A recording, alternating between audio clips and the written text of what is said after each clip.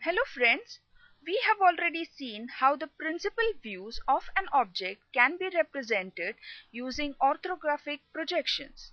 This method is useful in surface identification of an object. In this session, we will discuss one of the important concepts in engineering drawing, that is an auxiliary view. It is an orthographic view which is projected onto the auxiliary planes. The auxiliary planes are of two types. First is auxiliary inclined plane AIP and second is auxiliary vertical plane AVP. AIP is always perpendicular to VP and inclined to HP at an angle theta. Projection on this plane is called as auxiliary plan or auxiliary top view. On the other hand, AVP is always perpendicular to HP and inclined to VP at an angle alpha. Projection on this plane is called as auxiliary elevation or auxiliary front view.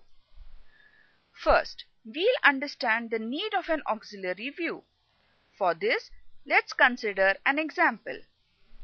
Now look at the object which is placed in the first quadrant. The surfaces are projected onto the principal planes of projection. So these are the orthographic projections of the object.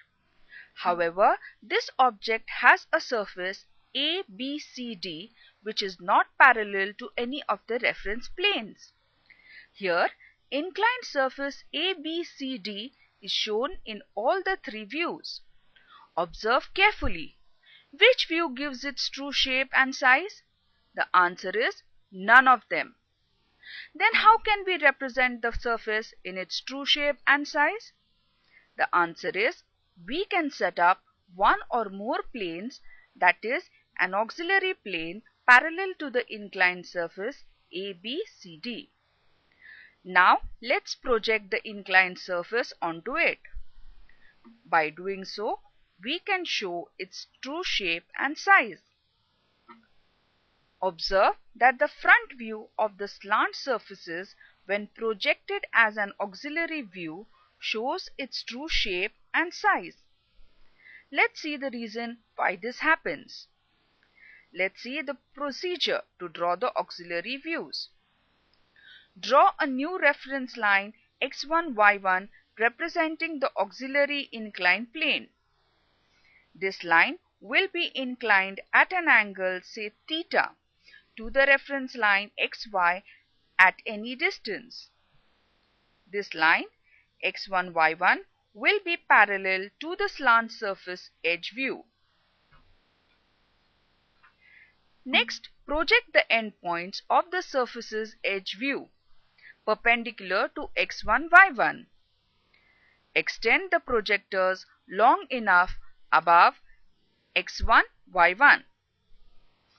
Now, measure the distances of the endpoints of the surface ABCD from the respective view and mark them on the perpendicular projectors above x1, y1. Let's join all the points obtained. This is the required auxiliary view showing the true shape and size of the slant surface ABCD. So friends, we can construct the auxiliary view by the above mentioned procedure. We shall see some more applications in the next sessions.